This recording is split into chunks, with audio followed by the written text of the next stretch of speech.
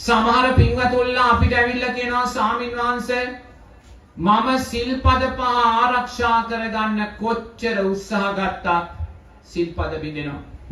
මම උපෝසථ සීලය ආරක්ෂා කරන්න කොච්චර උත්සාහ ගත්තත් සිල්පද බිඳෙනවා. ඇයි පින්වතුනි? පෙර ජීවිතේ සිල්වතුන්ට චෝදනා කළා. පෙර ජීවිතේ සිල්වතුන්ට නිග්‍රහ කළා, විවේචනය කළා, සීලයට අගෞරව කළා. මේ ජීවිතේ සීලය පිළිටන්නේ. තව කෙනෙක් ඇවිල්ලා කියනවා ස්වාමීන් වහන්සේ S2 පියාගෙන කොච්චර භාවනාවක් කරන්න හැදුවත් විනාඩි 5ක් S2 පියාගෙන ඉන්න බෑ. ඇයි පින්වතුනි?